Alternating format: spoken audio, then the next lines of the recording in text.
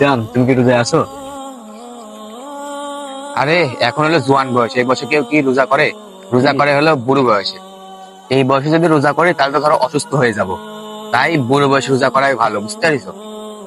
এই বয়সে রোজা করে শরীর খারাপ করে লাভ আছে? একবারে বুড়ো বয়সে রোজা করো। দেখ দেখ, রোজা রমজান মাসে এখনো খাবার খাচ্ছে, দেখ। হ্যাঁ হ্যাঁ, তাই তো দেখছি। চল তো ওদের কাছে যাই। ভাই, আপনারা রোজা রমজান মাসে রাস্তাতে কে বেড়াচ্ছেন কেন? ভাই এখন রোজা রমজান মাস, তাহলে আমরা কি করবো বলেন? খুব ক্ষুধা লাগছে, এখন জোয়ান বয়স না, বুঝেনি তো? এত কষ্ট করে কি রোজা রাখা যায়? আপনারাই বলেন। কষ্ট হয় তাই বলে কি রোজা রাখবেন না? এখন তো অনেক বছরই পরে আছে, রোজা নাই তখনই করবো, এখন কি শরীর খারাপ করে লাভ আছে?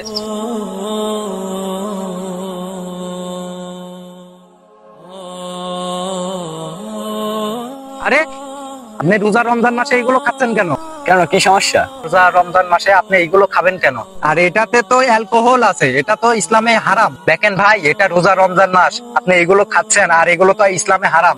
আপনার এই বয়সে রোজা করা ফরজ, আপনি রোজা করা জরুরি, আপনি তাও আবার গ্রামের সবার সামনে এগুলো খাচ্ছেন দেখে দেখে। এখনো তো অনেক বয়স আছে, রোজা না হয় পরেই করবো। দেখেন ভাই, আজকে যদি আপনি মারা যান তাহলে কবরে এর জবাব দেওয়া লাগবে। তাই আপনার রোজা করা ফরজ। আপনি যদি আজকে মারা যান তাহলে কিন্তু আপনার কবরে আমরা কেউ জবাব দেব না, আপনাকেই দিতে হবে জবাব।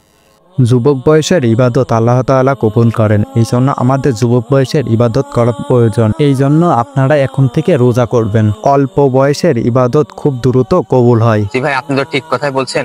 ইনশাল্লাহ আজকে থেকে রোজা রাখার চেষ্টা করব। আচ্ছা ভাই, তাহলে আমি গেলাম। আসসালামু আলাইকুম। ওয়ালাইকুম আসসালাম।